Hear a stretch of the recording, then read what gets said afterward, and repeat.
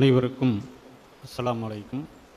திருப்பூர் மாவட்ட மஸ்ஜிது சேவைக்குழு வணிக பிரிவு நடத்தும் வியாபார வழிகாட்டுதல் நிகழ்ச்சி.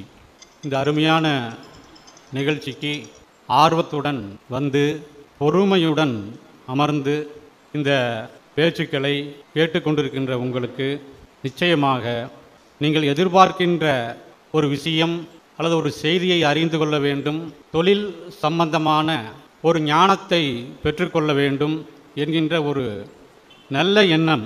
இந்த அடிப்படையில் நீங்கள் இங்கே கட்டணம் செலுத்தி இங்கே வந்து அமர்ந்திருக்கின்ற உங்களுக்கு இந்த நிகழ்ச்சியின் வாயிலாக ஏதும் விஷயங்கள் கிடைக்காமல் போனாலும் அல்லாஹ்விடம் இருந்து வழிகாட்டுதல் நிச்சயமாக வரும். உங்கள் எண்ணத்தை அவன் பூர்த்தி செய்வான், அதில் எந்த சந்தேகமும் கிடையாது.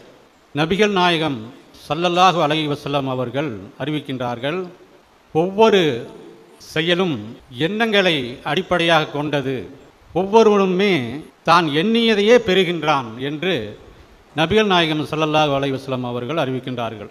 இது புகாரி ஷெரீஃபின் முதல் ஹதீஸாக இருக்கின்றது. ஆகவே நம்மளுடைய வாழ்வானது நம்மளுடைய எண்ணங்களின் அடிப்படையில் அமையக்கூடியதாக இருக்கின்றது. நம் உள்ளத்தில் எழுகின்ற எண்ணங்கள், நம்முடைய தேவைகள், இது எல்லாமே நம்மை படைத்தவன் அல்லாஹ்வுடைய விஷயமாக இருக்கின்றது.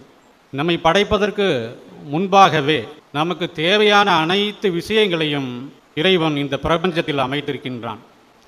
நம்மை படைத்துவிட்டு அதற்கு பிறகு அவன் அமைக்கவில்லை, ஏற்கனவே முன்னதாகவே அனைத்தையும் அவன் அமைத்திருக்கின்றான். வானங்களையும் பூமியையும் 6 நாட்களில் படைத்தேன் என்று அல்லாஹ் அறிவிக்கின்றான். அதில் கேட்பவர்களுக்கு சமமாக உணவை, ரிசக்கை 4 நாட்களில் படைத்தேன் என்று இறைவன் தன் திருமறையில் அறிவிக்கின்றான். மொத்த படைப்பு இந்த பிரபஞ்சம், இந்த பிரபஞ்சமே இந்த பூமியை மையமாக வைத்து படைக்கப்பட்டிருக்கின்றது. நீங்கள் நிறையா இந்த சயின்ஸு இதெல்லாம் பார்த்தீங்கன்னா ரொம்ப பிரம்மாண்டம், கற்பனையே செய்ய முடிகிறதில்ல. சாதாரணமாக ஒரு நட்சத்திரம் வந்து இரவு நேரம் பார்க்குறோம், ஒரு கண் சிமிட்டுகிறதுன்னா அந்த ஒளி புறப்பட்டு 20 லட்சம் வருஷம் ஆச்சு அப்படின்னு சொல்கிறாங்க. இருக்கிறதுலையே வேகம் அப்படிங்கிறது ஒளி வேகம்தான். ஒரு நொடிக்கு எத்தனையோ லட்சம் கிலோமீட்டர் வேகத்தில் ஒளி வேகம் இருக்குது. அந்த ஒளி வேகத்தில் பயணித்த ஒளி அது நம்ம கண்களை அடைவதற்கு 20 லட்சம் வருஷம் ஆகுதுன்னா அது எவ்வளவு தொலைவில் இருக்குது அப்படிங்கிறத நம்ம சிந்திக்க வேண்டியது இருக்குது. நம்ம அருகாமையில் இருக்கிற சூரியன் வந்து சூரியனை சுற்றி எத்தனையோ கிரகங்களும் இருக்குது, நம்ம பூமியும் இருக்குது. இன்னும் கோடிக்கணக்கான சூரியன்கள் இருக்கிறது. இந்த இதுக்கு பேர் மில்கி வே அப்படிங்கிறாங்க. இந்த கேலாக்சிக்கு பேர் மில்கி வே. இதுபோல் பல்லாயிரம் கோடிக்கணக்கான கேலாக்சிகள் வான மண்டலத்தில் சுழன்று கொண்டு இருக்கிறது என்று விஞ்ஞானிகள் சொல்கிறாங்க. இதெல்லாம் கற்பனை பண்ண முடியாது, சிந்திக்க முடியாது, யோசிக்கவே முடியாது. நம்மை படைப்பதற்கு முன்பாகவே நமக்கு தேவையான அனைத்து விஷயங்களையும் இறைவன் இந்த பிரபஞ்சத்தில் அமைத்திருக்கின்றான். அதே போல் ஒரு ஊசி முனையில் 17 லட்சம் வைரஸ்கள் இருக்கிறதா வந்து அறிவிக்கிறாங்க. ஒரு ஊசி முனையே அவ்வளவு சிறுசு, அது மேலே 17 லட்சம் வைரஸ் இருக்குதுன்னா அது எவ்வளவு சிறிய படைப்பு. அது ஒன்றும் ஒட்டுறதில்லை. அதில் ஒரு வைரஸுக்கு கிரீடம் மாதிரி இருந்தது, க்ரௌன் அப்படின்னு போட்டு தான் கொரோனான்னு அறிவித்தாங்க.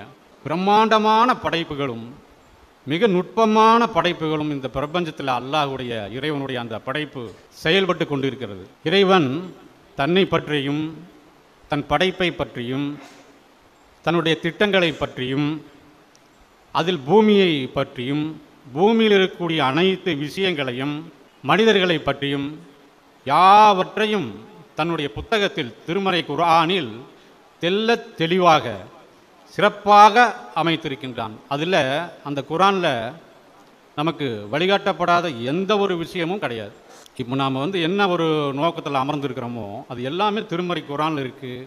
இன்னும் திருக்குறள் போன்ற நூட்களில் நிறைய இருக்குது. நீங்கள் போய் திருக்குறள்னால் ஏதோ நினச்சிட்டு இருக்கிறீங்க, உங்களுக்கு என்ன வேணுமோ அது அதில் இருக்குது. இந்த தொழில் சம்பந்தமாக போய் படித்தீங்க அப்படின்னா அவ்வளவு வழிகாட்டுதல் இருக்குது. செய்தொழில் செய்வான் செயல்முறை அவ்வினை உள்ளறிவான் உள்ளம் கொளல் அப்படின்னு ஒரு குறள் வந்து சொல்கிறாங்க.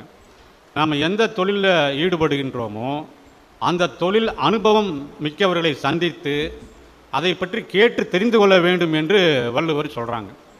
அதாவது பட்டு தெரிகிறது அப்படின்னு சொல்லுவாங்க. அவனுக்கு பட்டாத்தான் தெரியும், பேச்சுவாக்கில் பேச சொல்கிறோம்ல.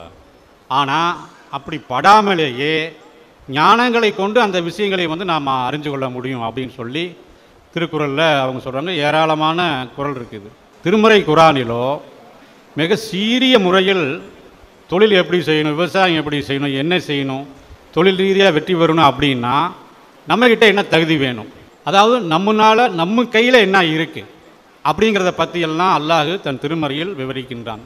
அது என்ன அப்படின்னா, நீங்கள் எந்த ஒரு தொழிலில் முன்னேற்றம் அடையணும் அப்படின்றாலும் வெற்றி பெறணும் அப்படின்னாலும் அது நம்ம கையில் இல்லை அப்படிங்கிறது தான் முதல் உண்மையாக இருக்குது. நம்மளுடைய சக்திக்குள்ளே அது இல்லை, நம்மளுடைய டேலண்ட்டில் அது இல்லை, நம்ம அறிவுக்குள்ளே அது கிடையவே கிடையாது. ஒரு எக்ஸ்போர்ட் ஒரு ஆர்டர் வருதுன்னா கூட அது முழுக்க நம்மளுடைய கண்ட்ரோலில் கிடையாது. ஒரு ஆர்டர் வாங்குகிறோம், ஒரு சாம்பிள் ரெடி பண்ணுறோம், காஸ்டிங் பண்ணுறோம், ரேட்டு அந்த பையருக்கு ஏற்புடையதாக இருக்குது. ஒரு ஆர்டர், பெரிய ஒரு ஆர்டர் கொடுக்குறாரு, ஒரு 3 கண்டெய்னர் ஆர்டர் வருது. அதுக்கு என்ன செய்யணும், முதல்ல நூல் எடுக்கணும். நூல் வாங்கும்போது நமக்கு அது ஒரு நல்ல நூலாக வந்து கிடைக்கணும். எத்தனையோ மில் இருக்குது, எந்த மில்லில் நூல் எடுக்கிறது, நமக்கு கட்டுப்படியான ரேட்டில் எப்படி அந்த நூலை வாங்கிறது, அதில் ஜிஎல், விஎல், ஆர்எல், கோல்டு நிறைய ரகம் இருக்குது. இது நமக்கு தெரியாது. சரி, அதை தெரிஞ்சவங்கள்ட்ட தான் நம்ம எதையுமே இது பண்ண முடியும். திருமறை குர்ஆன் அல்லாஹ் சொல்கிறது, உங்களுக்கு தீர்க்கமான அறிவில்லாத விஷயத்தை பின்பற்ற வேண்டாம். இது தியரி. இப்போ நான் ஒரு 10 நிமிஷம் 1/4 மணி நேரம் பேசுகிறேன்னா வந்து ப்ராக்டிக்கலாக பேசினாங்க, தன்னுடைய வாழ்க்கையில் நடந்த ப்ராக்டிக்கல் விஷயங்களை பேசினாங்க. நான் தியரி தான் பேசுவேன். ஏன்னா ஒவ்வொருவருக்கும் ஒவ்வொரு ப்ராக்டிக்கல் வரும். ஒருத்தருடையது இன்னொருத்தருக்கு பொருந்தாது. தனித்தனியான முறையில் தனித்தனியாக சோதிக்கப்படுவீர்கள், தனித்தனியாக வழிகாட்டப்படுவீர்கள். எப்போதும் உங்களோடவே இருந்து உங்கள் உள்ளத்தில் இருந்து நமக்கு வழிகாட்டக்கூடியவன் இறைவன். இதுதான் நம்மளுடைய நம்பிக்கையாக இருக்குது. அது சிறுக சிறுக படிப்படியாக வழிகாட்டப்படும். இப்போ இது எப்படின்னா, ஒரு நூல் எடுக்கணும், அந்த நூல் வந்து அடுத்து அதனுடைய ஸ்டேஜ் ஃபேப்ரிகேஷன் பண்ணணும். ஃபேப்ரிக் பண்ணும் பொழுது அது நல்ல முறையில் ஓடி வரணும். எனக்கு இந்த எக்ஸ்போர்ட் அப்படிங்கிறத ஒரு குறிப்பிட்ட தவணை காலம்தான், 60 நாள் 70 நாள் என்ன பேசிக்கிறோமோ அதுக்குள்ளே செஞ்சு நாம் வந்து ஷிப்மெண்ட் பண்ணணும். தவறிட்டோம்னா நமக்கு ரொம்ப லாஸ் ஆகிடும். நம்ம ஏரில் அனுப்பிச்சோம்னா ரொம்ப நமக்கு நட்டம் வந்துடும். குறிப்பிட்ட டைமுக்குள்ளே பண்ணணும். இப்போ நிட்டிங் பண்ணோம் அப்படின்னா நல்ல முறையில் அது நிட்டிங் ஆகி வரணும். அப்படி நிட்டிங் ஆகி வரணும்னா ஓட்டை வரக்கூடாது, அடாஸ் வரக்கூடாது, செட்டாப் வரக்கூடாது. இது நம்ம கையில் இல்லை. ஏன்னா அங்கே நிட்டிங் பண்ணுற ஆள் விடிய ஓட்டிகிட்டு இருப்பான். அது முடிஞ்சதுன்னா, நிட்டிங் முடிஞ்சதுன்னா அடுத்தது வந்து அது வந்து டையிங் போகுது. டையிங் ப்ராசஸும் அப்படி தான். அது கிளைமேட்டு, சூழ்நிலை, அதுவும் இரவும் பகலாக ஓடக்கூடியதாக. ஏதாவது சாரல் வந்துருச்சுன்னா போச்சு, மறுபடியும் துணி எடுக்கணும், மறுபடியும் ஓட்டணும், லேட் ஆகும். அப்போ நல்ல முறையில் நிட்டிங் ஆகி வரணும், நல்ல முறையில் அது டையிங் ஆகி வரணும். டையிங் ஆகி வந்த அந்த கிளாத்து வந்து காம்பேட்டிங் பண்ணணும், ஸ்டீம் பண்ணணும். அதுக்கப்புறமா அதுக்கு உண்டான கட்டிங் போகணும், கட்டிங் வெட்டணும், நல்ல முறையில் கட்டிங் நடக்கணும்.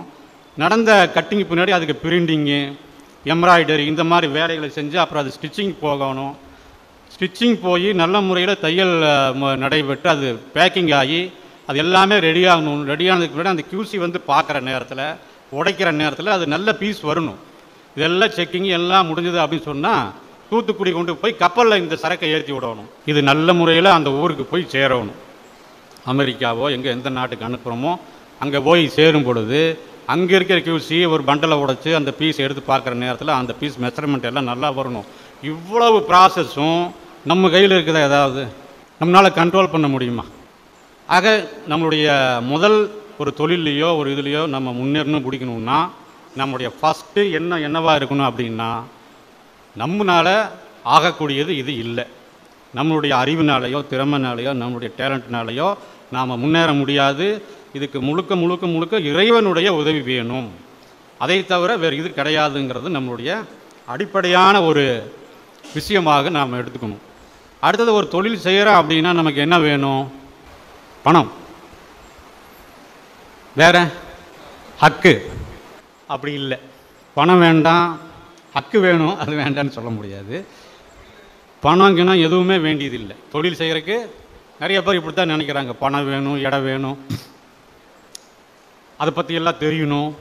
எப்படி எக்ஸ்போர்ட் பண்ணுறது, எப்படி இம்போர்ட் பண்ணுறது, எப்படி மார்க்கெட்டிங் பண்ணுறது, எந்த ஏஜெண்ட்டை பிடிக்கிறது, என்ன செய்கிறது, இப்படி எல்லாம் வந்து இருந்தால் தான் தொழில் செஞ்சு முன்னேற முடியும்னு நினைக்கிறாங்க. அது கிடையவே கிடையாது. முதல் தேவை அந்த தொழில் பற்றியான ஞானங்கள், தொழிலறிவு, தொழில்நுட்பம். இதை வந்து நீங்கள் வந்து ஒரு தீராத ஆர்வமாக உங்கள் உள்ளத்தில் நீங்கள் ஏற்றுக்கொள்ளணும். ஒரு தொழிலில் வந்து நீங்கள் மேலோட்டமாக பார்க்கக்கூடாது, அது அடிப்படையில் நீங்கள் இறங்கி ஆகணும். இதை அல்லாஹ் சுப்ஹானஹு வ தஆலா தன் திருமறையில் அறிவிக்கணும். முதல்ல கப்பல் கட்டினது நூஹ் நபி தான். இது எவ்வளவு தொழில்நுட்பம் வேணும்னு பாருங்கள். அதுக்கப்புறமா இப்ராஹிம் அலைஹிஸ்ஸலாம் அல் ஹஜ் அப்படிங்கிற ஒரு அத்தியாயத்தில் இப்ராஹிம் நபி அவங்க துவா கேட்குறாங்க, என்னுடைய ரப்பே, விவசாயம் இல்லாத பள்ளத்தாக்கில் என்னுடைய சந்ததிகளை குடியமர்த்துகின்றேன். ஆகவே இந்த வாழ்க்கை வழிமுறைகளை நீ எங்களுக்கு கற்றுத்தருவாயாக. விவசாயமே இல்லாத பள்ளத்தாக்கில் எப்படி விளைவிக்கிறது? இன்னும் நாங்கள் உனக்கு நன்றி செலுத்தும் பொருட்டு எங்களுக்கு கனி வர்க்கங்களிலிருந்து உணவளிப்பாயாக அப்படின்னு கேட்குறாங்க. கனி வர்க்கம் வேணுமில்ல, பழங்கள் வேணும், காய்கறிகள் வேணும். அப்போ இந்த விவசாயத்தை எப்படி செய்கிறது என்று இறைவனிடம் வந்து, அதாவது நாம் ஒரு நுட்பத்தை நாம் பழகணும், அதன் அடிப்படைக்கு போகணும் போது இதை முதல்ல இறைவனிடம் சமர்ப்பிக்க வேண்டும். எல்லாம் எனக்கு தெரியாது, கற்றுத்தர வேண்டும். அப்போ எந்த இடத்துக்கு போகணும், யார்கிட்ட போகணும்? யார்கிட்ட வேணாலும் போய் கற்றுக்கலாம். அவர் இந்த ஊரில் இருக்கிறாரு, அந்த ஊருக்கு போகலாம். அவர் மலை மேலே இருக்கிறாரு, மலை மேலே போகலாம். மூசா அலைஹிஸ்ஸலாம் அவர்கள் அறிவிக்கின்ற ஒரு அறிவிப்பு குர்ஆனில் வருது, 2 கடல்களும் சங்கமிக்கும் இடத்தை அடையும் வரை நீங்காது போய்கொண்டே இருப்பேன்கிறார். ஏன்னா அங்கே தான் ஒருத்தர் இருக்கிறார், அவர்கிட்ட ஏகப்பட்ட ஞானங்கள் இருக்குது. அதை கற்றுக்கொள்வதற்காக ஆண்டு காலம் பயணம் செய்தாலும் செய்வேன், ஒரு ஞானத்தை பெற்றுக்கொள்வதற்கு. அப்போ தொழில் சம்பந்தமான அந்த விஷயங்கள், நுட்பங்கள், ஞானங்களை கற்றுக்கொள்வதற்கு முதல் இது வந்து இறைவன்கிட்ட நாம் சரணடைஞ்சு அந்த தொழில் விஷயங்கள் எங்கே இருக்குதோ அங்கே போய் நாம் வந்து நம்மளுடைய பயிற்சியை மேற்கொள்ளும். திருமறை குர்ஆனில் வருது. யாக்கூப் அலைஹிஸ்ஸலாம் அவங்க வந்து மிகப்பெரிய விவசாயத்தில் பெரிய ஒரு டெக்னிக்கலாக இருக்கிறாங்க. அதே போல் ஐயூப் நபியை பார்த்தீங்கன்னா, ஐயூப் நபி அவங்க வந்து பண்ணை வளர்ப்பு, இந்த ஆடு மாடு ஒட்டகம் போன்ற பண்ணை வளர்ப்பு துறையில் மிகப்பெரிய பங்களிக்கிறாங்க ஐயூப் நபி. திருமறை குர்ஆனில் அல்லாஹ் சொல்கிறான், தாவூதுக்கு இரும்பை மிருதுவாக்கினோம் என்று அறிவிக்கின்றான். இரும்பு எப்படிங்க மிருதுவாகும்? அது லேத்து வேலை. திருமறை குர்ஆனில் அறிவிக்கப்படுது, தாவூதுக்கு இரும்பை மிருதுவாக்கினோம், அவர் மனிதர்களுக்கு பயன் தரும் சட்டைகளை செய்து வழங்கினார். அப்படி சொல்லிட்டு தாவூதே அதன் இணைப்புகளில் அதன் வளைவுகளை தக்க முறையில் இணைப்பீராக. இந்த ஆமோல் வந்து கரெக்டாக இருந்தால் தான் என்ன ஆகும், இந்த சட்டை வந்து சரியான வடிவம் பெறும். இது திருமறை குர்ஆனில் சொல்லப்படுது. அதன் வளைவுகளில் அதன் இணைப்பை நீர் தக்க முறையில் இணைப்பீராக. அப்படி சொல்லிட்டு தாவூதே, நீர் அமலன் சாலிகன் அல்லாஹ் அறிவிக்கின்றார். நீங்கள் என்ன செய்கிறீங்க? சாலிகான அமல் செய்கிறீர். அப்போ அல்லாஹ் எதை அமல்னு சொல்கிறான்னு நீங்கள் நோட் பண்ணுங்க. நிறைய அமல் இருக்குது, அல்லாஹ் இதையும் அமல்னு சொல்கிறான். அப்போ மக்களுக்கு பயன் தரக்கூடிய ஒரு பொருள், அது விவசாயம் சார்ந்ததோ, வேளாண்மை சார்ந்ததோ, நெசவு சார்ந்ததோ, அல்லது குயவுன்னா அண்டா குண்டா சட்டி பானை இந்த மாதிரி பொருட்கள், நெசவுன்னா இந்த ஆடை சம்பந்தப்பட்ட அனைத்துமே. தாவூதுக்கு சுலைமான் வாரிசானார். ஒரு நபி, தாவூது நபி, சுலைமான் நபி வாரிசானார். அவர் அத்தா ஒரு மகன், அவ்வளோ. அப்படி வாரிசா அப்படின்டா அது மட்டும் இல்லை, சுலைமானுக்கு செம்பை ஊற்றாக ஓட வைத்தோம். அவர் இரும்பு, இவர் செம்பு. செம்பிலிருந்து ஏராளமாக செய்கிறோம், ஏராள பொருட்கள், மனிதர்களுக்கு பயன்படக்கூடிய பொருட்கள். அவர் ஒரு டம்ளர் செஞ்சார்னா அது அந்த கருவு வந்து அவ்வளோ கரெக்டாக அமைச்சிருப்பார். அது கையில் பிடிச்சோம்னா அது கீழே விழுகாது, வேணும்னு தான் கீழே ஓடும், மிஸ் ஆகாது. அந்த கருவை கரெக்டாக அமைப்பார். தொழில்நுட்பம். செம்பிலிருந்து ஏராள பொருட்கள் உற்பத்தி பண்ணக்கூடிய ஆற்றல் நபி அது மட்டும் இல்லை, டைல்ஸ் பண்ணுறாரு, என்னென்னமோ இருக்குது. கடலுக்கடியில் போய் பாறைகளை எடுத்துகிட்டு வந்து எத்தனையோ விதமான கட்டடம் கட்டுறாரு. ஒரு பக்கத்து நாட்டு ராணி வர்றதா வருது குர்ஆனில், பல்கீஸ். அந்த அம்மா நிறைய பெருமை அடிச்சுட்டு இருக்குது. நீங்கள் பெருமை அடிக்காதீங்க, வந்து எங்கள்கிட்ட வந்து நீங்கள் வந்து பணியுங்கன்னு சொல்லி லெட்டர் எழுதுகிறார். அந்த அம்மா வந்துருச்சு. மாளிகைக்குள்ளே நுழையுங்கள்னு சொல்லும் பொழுது, அவங்க மாளிகைக்குள்ளே பிரவேசிக்கும் பொழுது கீழே தண்ணி நிற்குதுன்னு நினச்சி கெண்டங்கால் வரையும் ஆடையை தூக்கிடுறாங்க. அது ஒரு சபை, அரச சபை, நிறைய மந்திரி பிரதானிகள் ஆண்கள் உட்காந்துருக்கிறாங்க. இந்த அம்மா ஒரு ராணி, அப்படி தூக்கலாமா? காலை கொஞ்சம் தூக்கலாமா? தூக்கக்கூடாது, ரொம்ப வெக்கமாக போச்சு. ஏன்னா டைல்ஸ் அப்படி போட்டுருக்கிறாரு. டைல்ஸில் அவ்வளோ நுட்பம், தொழில்நுட்பம். பார்த்தா தண்ணி மாதிரியே இருக்குது. இன்னும் அதெல்லாம் இப்போ இன்னும் வரல, இங்கே ட்ரை பண்ணிகிட்டு இருக்கிறாங்க. அப்போ செம்பை ஊற்றாக ஓட வைத்தோம் சுலைமானுக்கு. யூசுப் நபி தெரியுமில்ல, ரொம்ப அழகான நபியாக வர்ணிக்கப்படுறாங்க. அவங்கள அப்படி நடக்க விட்டு பழமும் கத்தியும் கொடுத்ததுக்கு அந்த ஊர் பெண்கள்லாம் கையை அறுத்துக்கிட்டாங்களாம். மறந்து போய் பழத்தை அறுக்கிறதுக்கு பதிலாக விரலில் அறுத்துக்கிட்டதா குரானில் இருக்கு. அவ்வளோ அழகான நபி சிறையில் இருக்கிறார். பின்னாடி மன்னருக்கு விஷயம் தெரியுது. மன்னர் அழைக்கிறாரு யூசுப் நபியை. விடுதலை பண்ணி கூட்டிகிட்டு வந்தனையும் மன்னர் சொல்கிறாரு, யூசுஃபே உங்களை பற்றி தெரியல, உங்களை என்னுடைய அருகில் வைத்து கொள்ளணும்னு விரும்புகிறேன் நான். அதனால் உங்களுக்கு என்ன பதவி வேணும், மந்திரி பதவியா இதை என்ன பதவி வேணுங்கும் போது யூசுப் அலைஹிஸ்ஸலாம் சொல்கிறாங்க, அரசே எனக்கு விளை நிலங்களையும் கலை களஞ்சியங்களையும் என்னிடத்தில் ஒப்படைத்து விடுங்கள். இந்த நாட்டில் இருக்கக்கூட அத்தனை நிலத்தையும் விவசாய நிலங்களை பூரா எங்கிட்ட கொடுத்துருங்கிறார். அதை எப்படி உழுவது, எப்படி பயிரிடுவது, எப்படி விதைப்பது, எப்படி வளர்ப்பது, எப்படி அறுப்பது, எப்படி அதை பாதுகாப்பது, எப்படி பதனிடுவது, எப்படி விநியோகிப்பது அனைத்தும் அறிவேன்.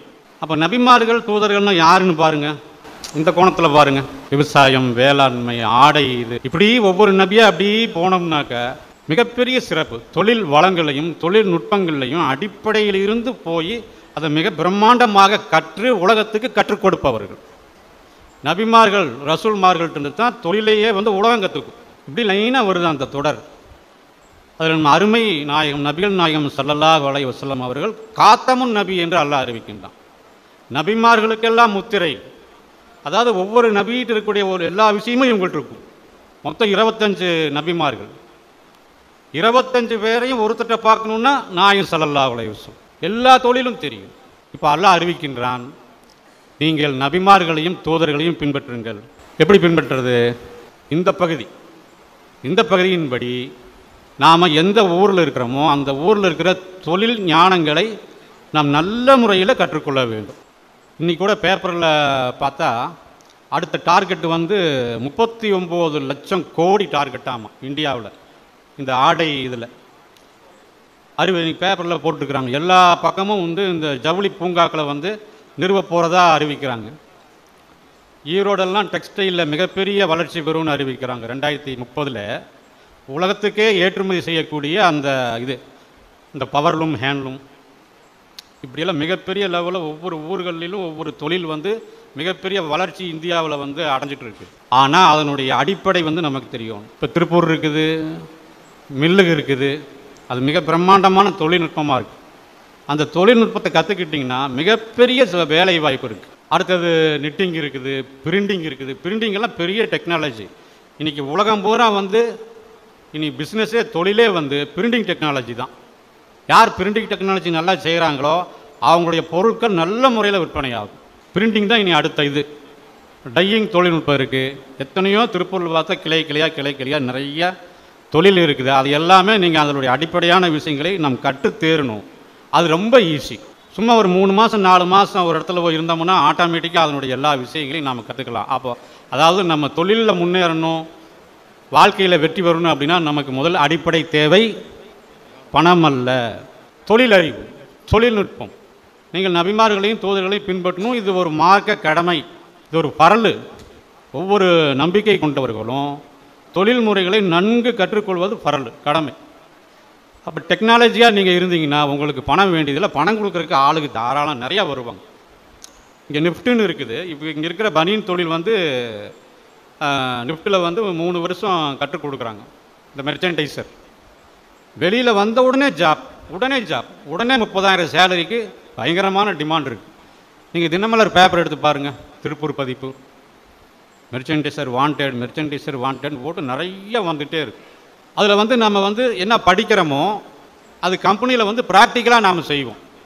நல்லா அதை கற்றுக்கிட்டோம்னா ஓரளவுக்கு சிறிய தொகை இருந்தாவே நம்ம தனியாக போயிடலாம். தனியாக தொழில் செஞ்சு நம்முடைய வாழ்க்கையில் முன்னேறலாம். இப்போ பார்த்தீங்கன்னா திருப்பூர்னா பனியன் தொழில், ஈரோடு போனீங்கன்னா டெக்ஸ்டைல், பவர்லூமு, நாமக்கல் போனால் என்னங்க கோழி பண்ணைகள். அது முதல்ல லாரி பாடி கட்டுறது இருந்தது. இப்போ எல்லாம் கோழி பண்ணை, முட்டைகளை உற்பத்தி பண்ணி மிகப்பெரிய லெவலில் எக்ஸ்போர்ட் நடக்குது. வப்படம் தயார் பண்ணி எக்ஸ்போர்ட் பண்ணுறாங்க. அதில் ஒரு நிறுவனம் வருஷம் 300 கோடிக்கு வப்படம் மட்டும் எக்ஸ்போர்ட் பண்ணுறாங்க. சேலம் போனீங்கனாலும் பவர்லூம், ஹேண்ட்லூம். பொள்ளாச்சி போனால் பூரா அந்த தென்னை மரங்கள் பச்சை பசேன்னு எங்கே பார்த்தாலும். இப்போ என்ன அங்கே என்ன செய்கிறாங்கன்னா அந்த தேங்காவை வாங்குகிறாங்க. தேங்காய் வாங்கி ஒரு 3000 ஸ்கொயர் ஃபீட்டில் ஒரு ஃபேக்ட்ரி போட்டு அது தேங்காய் எண்ணெய் வந்து தயார் பண்ணி நல்லா எக்ஸ்போர்ட் பண்ணுறாங்க, சேல் பண்ணுறாங்க. நீங்கள் எங்கே போய் தடுக்கி எங்கே விழுந்தாலும் ஒரு தொழில்நுட்பம் அங்கே இருக்கும். எந்த ஊரில் போனீங்கனாலும் அந்த ஊரில் ஏற்கனவே அல்லாஹ் சுப்ஹானஹு வ தஆலா ஒரு தொழில் அமைப்பை வந்து வச்சுருக்கிறான். அதில் நீங்கள் பயணிக்கணும். அது என்ன செய்யணும்னா அந்த தொழில்நுட்பங்களை அடிப்படையில் போய் நம்ம வந்து கற்றுக்கொள்ளணும். அதுக்கு இறைவன் உதவி செய்கின்றான். நான் மனிதனுக்கும் அவன் இதயத்துக்கும் நடுவில் இருக்கின்றேன் என்று அல்லாஹ் அறிவிக்கின்றான். உங்களுடைய எண்ணத்தை கவனிக்கிறான். இதை பழகணுமே, இது கற்றுக்கணுமே, இது தெரியணுமேன்னு நீங்கள் அந்த எண்ணம் கொள்ள கொள்ள கொள்ள அல்லாஹ் உங்களுக்கு அதுக்கான வாய்ப்புகளை உருவாக்கி அதை நமக்கு வந்து கற்றுக் கொடுக்குறான். அல்லாஹ்வுடைய அருள் யாருக்கும் தடுக்கப்பட்டதாக இல்லை. இது குர்ஆனில் அல்லாஹ் அறிவிக்கின்றான். யார் விரும்புகிறீங்களோ வாங்க. இப்போ தேவை என்னவாயிருதுன்னா விருப்பம் தேவையாயிருது. நம்ம உள்ளத்தில் அல்லாஹ் இறக்குகிற விருப்பம் அது தானாகவே உருவாக்கக்கூடிய ஒரு எண்ணம். சொந்த வீடு இல்லை, சொந்த வீடு வேணும் ஒரு எண்ணம் வருது. நல்ல ஒரு தொழில் வளம், ஒரு தொழில் வேணும் ஒரு எண்ணம் வருது. சைக்கிள் தான் வச்சுட்ருக்கிறேன், எனக்கு ஒரு பைக் வேணும், ரொம்ப நாளாக இந்த பைக்கில் போயிட்டுருக்கேன், ஒரு கார் வாங்கணும். மேலே மேலே மேலே மேலே ஏதோ ஒரு அதுக்கு மேலே எந்த நிலையில் இருக்கிறோமோ அதுக்கு மேலே ஒரு நிலையில் வேண்டும் அப்படிங்கிற ஒரு எண்ணம் உள்ளத்தில் வருகிறது. அல்லாஹ் சொல்கிறான், நன்மைகள் யாவும் என்னிடமிருந்தே வருகின்றன. நம்ம இருதயத்தில் வரக்கூடிய ஒவ்வொரு நல்ல எண்ணமும் அல்லாஹ்வுடைய கட்டளையாக வருது. அது நம்மளோட எண்ணம் நாம் நினைக்கக்கூடாது, அது தப்பு.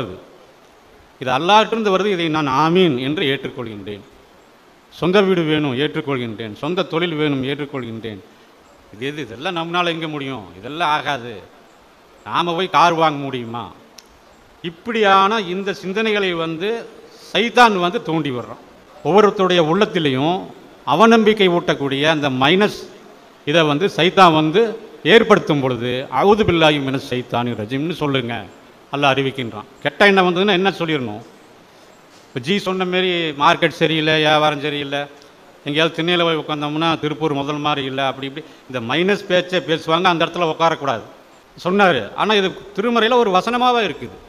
அல்லாஹ்வுடைய அத்தாட்சிகளை நிராகரித்து யார் பேசி கொண்டிருக்கிறார்களோ அவர்களோடு சேர்ந்து நீங்களும் அமராதீர்கள். அல்லாஹ்வுடைய அத்தாட்சி என்னான்டா, நன்மைக்கு நன்மையே கூலி, நன்மைக்கு நன்மையை கூலி. யார் நம்பிக்கை கொண்டு நல்லறங்கள் செய்கின்றார்களோ வெற்றி பெற்றார்கள், இம்மையிலும் மறுமையிலும் வெற்றி பெறுகின்றார்கள். நீங்கள் செய்யக்கூடிய ஒரு நன்மை அது கடுகின் வித்தளவு இருந்தாலும், அது வானத்தில் இருந்தாலும், அல்லது ஒரு கற்பாறைக்குள் இருந்தாலும் கொண்டு வருவேன். நல்ல எண்ணம், நல்ல செயல், நல்ல நியத்து, நல்ல முயற்சி, நிச்சயமாக அல்லாஹ் உங்களை வழிநடத்தி கூட்டிகிட்டு போவான். படிப்படியாக உங்களுடைய அந்த இலக்கை நோக்கி சன்னஞ்சன்னமாக நீங்கள் அந்த இடத்த அடையும் வரையும் அல்லாஹ் உங்களை கூட்டிகிட்டு போவான். வல சௌஃப யூத்திக்க ரப்புக்க ஃபத்தருல்லா, போதரமில்ல, வல்லுஹா, முற்பகல் மீது சத்தியமாக, மூடிக்கொள்கிற இரவு மீது சத்தியமாக, நிச்சயமாக உமது ரப்பு உன்னை வெறுக்கவும் இல்லை, உன்னை கைவிடவும் இல்லை என்று அல்லாஹ் அறிவிக்கும். வெறுக்கலாம் இல்லை, இந்த தப்பு செஞ்சுட்டு அந்த தப்பு செஞ்சுட்டு அவனுடைய வாழ்க்கை அவ்வளோதான். இது சைத்தானோட இது. அல்லாஹ்வோ மன்னிப்பும் கருணை இரக்கத்தையும் கொண்டு உங்களுக்கு வாக்கு தர்றான். அனாதையாக கண்டு புகலிடம் அளித்தான். ஒவ்வொருத்தருக்கும் இந்த நிலைமை ஏற்படும். ஒரு அனாதையான நிர்கதியற்ற ஒரு சூழ்நிலையில் இருப்போம், ஒரு ஆதரவு கரை ஒரு பக்கம் இருந்து வரும். வழியற்றவராக கண்டு வழிகாட்டினான் அறிவிக்கின்றான். என்ன செய்கிறது, ஏது செய்கிறது, எப்படி செய்கிறது, எந்த தொழில் செய்கிறது வழிகாட்டுவான். முந்தியதை விட பிந்தியது உமக்கு மேலானது. அங்கே தான் அந்த வலு சௌஃபா யூத்துகள் சஃபா அணியணியா உம்முடைய பதவிகளை உயர்த்துவான். அப்போ நாம் என்ன செய்யணும் அப்படின்னா, அனாதைகளை கண்டிக்காதே, யாசிப்போரை விரட்டாது. உன்னால் இயன்றவரை அனாதைகளுக்கும் ஏழைகளுக்கும் இயலாதவர்களுக்கும் நீங்கள் என்ன செய்யணும், அல்லாஹ்வின் பாதையில் சதக்கா செய்யணும். உங்களுடைய வருமானத்திலிருந்து முறையாக ஜக்காத்தை நிறைவேற்றணும். தொழுகை நிலைநாட்டி ஜக்காத்து கொடுத்து வாருங்கள். நல்ல முறையில் தர்மம் செய்யுங்க. இப்போ எம்எஸ்கேவுடைய இது என்னன்னு கேட்டிங்கன்னா, ஒரு படி மேலே என்ன அப்படின்னா, வலா எகுல்லு அலா தாமில் மிஸ்கின். இந்த நரகத்துக்கு போகிற ஆளுடைய தகுதி என்னன்னா, வலா எகுல்லு அலா தாமில் மிஸ்கின். ஏழைகளுக்கு உணவளிக்கும்படி அவன் எகுல்லு பண்ணல, தூண்டவில்லை. ஏழைகளுக்கு வீடு அளிக்கும்படி தூண்டவில்லை. ஏழை எளியவர்களுக்கு எப்படி தொழில் செய்யணும்னு சொல்லி அவன் தூண்டவில்லை, தாவா பண்ணலை. சோறு மட்டும் கொடுத்தா போதுமா, எப்படி வியாபாரம் பண்ணுறது, எப்படி தொழில் செய்கிறது, அதையும் சொல்லு. அதை எகுல்லு, அதுதான் இந்த நிகழ்ச்சி. இப்போ இந்த எகுல்லு தான் நடக்குது. எம்எஸ்கேவுடைய அமைப்பு இனி ஒவ்வொரு ஊர்கள்லையும் அடுத்தடுத்த கட்டங்களுக்கு இனி போகலாம். இது ஃபஸ்ட்டு ஸ்டெப்பு. இதுக்கு மேலே இருக்குது. நீங்கள் கூட எங்கள் நண்பர் வால்ரஸ் அந்த இவர் இருக்கிறார், அவரை கூப்பிட்டோம்னா அந்த பாலிஸ்டரை பற்றி பயங்கரமாக பேசுவார்.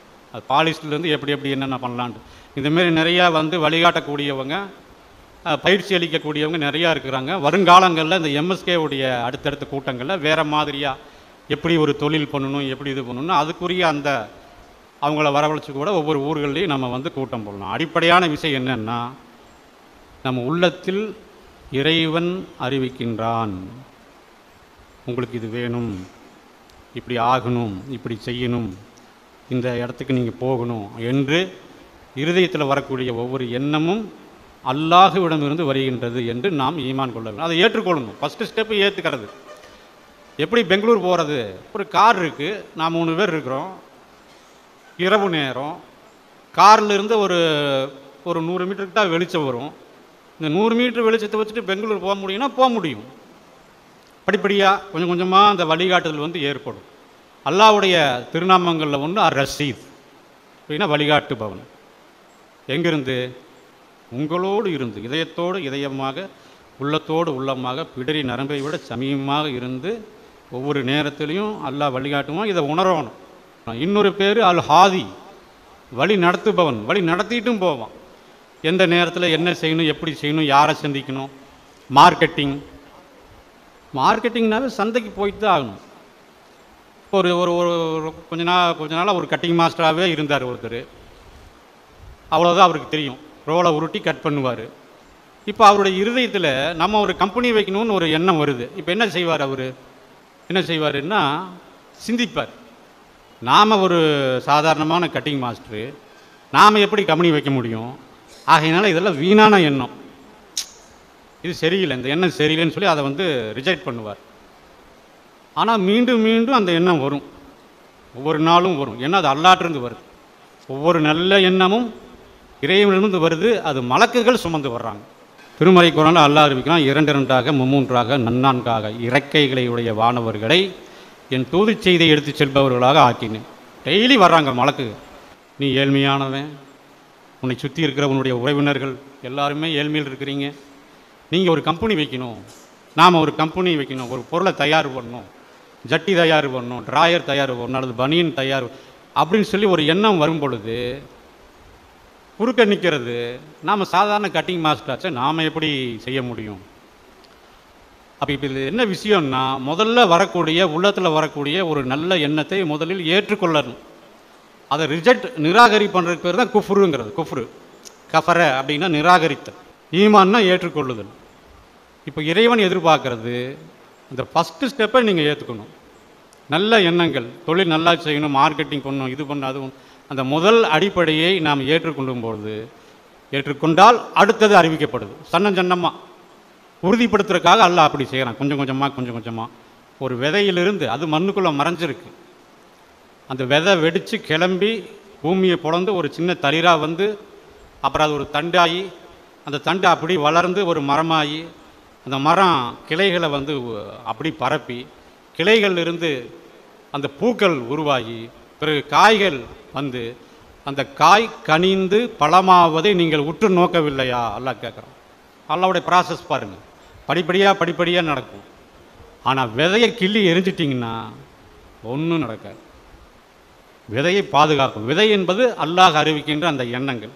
வானங்களிலும் பூமியிலும் உள்ள மறைவானவற்றின் திறவுகோள்கள் அவனிடமே உள்ளன. இது ஒரு ஆயத்து.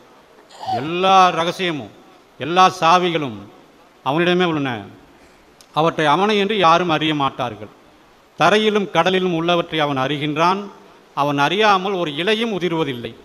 இது ஒரு வசனம். பூமியின் ஆழத்தில் உள்ள சிறு விதை, அது உலர்ந்ததா பசுமையானதா, அதுவும் அவன் தெளிவான ஏட்டில் இல்லாமல் இல்லை. ஆக அந்த விதை, பூமியில் ஆழத்தில் இருக்கிற அந்த விதை பசுமையானதாகவே வைத்திருக்கணும். அதில் நாம் வந்து மாற்றம் செய்யக்கூடாது. அந்த எண்ணங்களை வந்து விட்டுறக்கூடாது, நம்பிக்கையை விட்டுறக்கூடாது, இலக்கை விடக்கூடாது. இலக்கு இருக்குது, பாதை தெரியல. இப்போது இலக்கு தெரியுது. ஒரு தொழில் நிறுவனம் நடத்தணும், இப்படி செய்யணும், அப்படி செய்யணும், முன்னேறணும், விவசாயம் பண்ணணும், ஏதோ ஒரு இலக்கு இருக்குது. ஆனால் அது எப்படி போகுதுன்னு பாதை வந்து தெரிய மாட்டேங்குதுங்கிறதுக்காக இலக்கை வந்து என்ன செய்யக்கூடாது? அழிக்கக்கூடாது. இலக்கு வச்சுக்கிட்டே இருக்கணும். பாதை பின்னர் அறிவிக்கப்படும், படிப்படியாக அறிவிக்கப்படும். இதுதான் அல்லாஹ் வந்து நம்மள்கிட்ட எதிர்பார்க்குறது. ஆக ஒவ்வொரு ஊரிலும் எல்லா இடங்கள்லையும் அல்லாஹ்வுடைய அருள் கொட்டி கிடக்குது. அதுக்கு அடிப்படையாக அதில் நான் முன்னேற்றம் அடையணும், வளரணும் அப்படின்னா அடிப்படை தேவை அந்த தொழில் நுட்பங்களை கற்றுக்கொள்வதற்கு நாமும் நம்முடைய சந்ததிகளும் உறவினர்களும் நண்பர்களும் தயாராகணும். நான் போய் அங்கே நான் பிகாம் முடிச்சுட்டு வந்திருக்கிறேன். படிப்பு இந்த இடத்துல கொஞ்சம் உதவாது. கோயம்புத்தூர் போனீங்கன்னா உள்ள கிரைண்டரு, மிக்சி, மோட்ரு உற்பத்தி பண்ணி எல்லாம் கோடிக்கணக்கில் எக்ஸ்போர்ட் ஆகுது. அந்த ஒர்க் ஷாப்பில் ஒரு 10வது படிச்சுட்டு சேர்ந்துருப்பான் ஒரு பையன், அதுலேயே இருப்பான். நல்லா கற்றுக்குவாங்க. கொஞ்ச நாள் கழித்து போனால் ஒரு சிறிய தொகையை வச்சு ஒரு போல்ட்டு மட்டும்தான் தயார் பண்ணுவாப்பில், ஒரு நெட்டு மட்டும்தான், அந்தளவுக்கு தான், கொஞ்சம் ஒரு சின்ன பகுதி. அதை வாங்கி வேற ஒருத்தர் அசம்பிள் பண்ணி அவர் மோட்டர் ரெடி பண்ணிக்குவார். கொஞ்சம் ஒரு 5 வருஷம் 10 வருஷம் 15 வருஷம் பார்த்தோம்னா இவங்க அப்படியே வளர்ந்துருவாங்க. ஆக முன்னேற்றங்கிறது எல்லாருக்கும் சாத்தியமானது தான். தொழிலில் முன்னேறது, விவசாயத்தில் எல்லாமே எல்லாருக்குமே சாத்தியமானது தான். அல்லாஹ்வுடைய அருள் யாருக்கும் தடுக்கப்பட்டதாக இல்லை. சில நிபந்தனை உண்டு. எப்படி நீங்கள் உங்களுக்கு நன்மையை விரும்புகிறீங்களோ அதே போன்று பிறருக்கும் நீங்கள் நன்மையை விரும்ப வேண்டும். நீங்கள் எதை அடைய விரும்புகிறீர்களோ அதை நீங்கள் பிறருக்கு விரும்பாத வரை நீங்கள் அதை அடைய முடியாது. இது குர்ஆன் ஆயத்து. இவ்வளவுதான். நமக்கு விரும்புகிற மாதிரியே மற்றவங்களுக்கும் விரும்பணும். அவங்க நல்லா டெவலப் ஆகும்போது பார்த்து என்ன செய்யக்கூடாது, பொறாமப்பற்றக்கூடாது, அடிபட்டுரும். பொறாமை, பெருமை போன்ற எண்ணங்களை விட்டு இறைவனை எங்களை பாதுகாப்பாயாக என்று ஒவ்வொரு நாளும் துவா செய்யும். அது தொழிலில் முன்னேற முடியாது பொறாமையும் பெருமையும் இருந்ததுன்னா. இதெல்லாம் ஒரு சில அடிப்படையான அம்சங்கள். இதை நம்ம வாழ்க்கையில் நாம் கடைபிடிக்கணும். ஆவல் கொள்ள வேண்டும், கவனப்படணும். ஒவ்வொரு விஷயத்திலும் உள்ளச்சமின்றி தொழுகை இல்லைன்னு நல்லா சொல்கிறான். தொழுகையே கவனமாக தொழுகணும். அதே போல் தொழிலையும் ரொம்ப கவனமாக இருக்கணும், கவனக்குறைவாக இருக்கவே கூடாது. இப்போ அந்த கவனத்தை ஒவ்வொரு செயலையும் நாம் செய்யணும். அது பழகக்கூடிய அந்த தொழில்நுட்பங்களை பழகக்கூடிய நேரத்தில் எவ்வளோ கவனமாக இருக்கிறோமோ அவ்வளோ குயிக்காக நாம் அந்த தொழில்களை கற்றுக்கொள்ளலாம், முன்னேறலாம். பின்னாடி தொழில்நுட்பங்களை கற்றுக்கிட்டோம்னா பணம் தானாக வரும், யாராவது தருவாங்க, மார்க்கெட்டிங் பண்ணிடலாம். இன்னும் ஹைதராபாத் போனீங்கன்னா உங்கள் பொருளை நீங்கள் சந்தைப்படுத்தலாம். பம்பாய் போகலாம், டெல்லி எல்லா பக்கம் இங்கேயும் இருக்குது. இங்கேயே உங்களை தேடி வருவாங்க. ஆகையினால அதெல்லாம் பின்னாடி நடக்கக்கூடியது, இறைவனுடைய துணையோடு நடக்கக்கூடியது. நம்ம மேலே கடமையெல்லாம் நாம் அந்த தொழிலில் இருக்கக்கூடிய நுட்பத்தை 100% 1000% அதை நல்ல நம்ம டெக்னிக்கலாக வரணும். இது நபிமார்களை பின்பற்றுவதாகும், தூதர்களை பின்பற்றுவதாகும். இதை கவனத்தில் கொண்டு வரும் காலங்களில் நாம் செயல்பட வேண்டும். எல்லாம் வல்ல இறைவன் நமக்கு உதவி செய்வான், இதில் எந்த சந்தேகம் இல்லை என்று கூறி, எங்கள் இறைவனே இது நாள் வரைக்கும் நாங்கள் மறந்து போயிருப்பினும் தவறு செய்திருப்பினும் எங்களை குற்றம் பிடிக்காதிருப்பாயாக. எங்களால் தாங்க இயலாத பாரத்தை, வேதனையை எங்கள் மீது சுமத்தாதிருப்பாயாக. எங்களுக்கு முன் சென்றவர்கள் மீது சுமத்தியது போன்ற பாரத்தை எங்கள் மீது சுமத்தாதிருப்பாயாக. எங்கள் குற்றங்களை மன்னிப்பாயாக, எங்கள் பாவங்களை பிழை பொறுப்பாயாக. மேலும் எங்கள் வாழ்க்கையில் வெற்றி பெற தடையாக இருப்பவர்களுக்கு எதிராக எங்களுக்கு நீ உதவி செய்வாயாக என்று பிரார்த்தித்த வண்ணம் இந்த உரையை நிறைவு செய்கின்றேன். அஸ்ஸலாமு அலைக்கும்.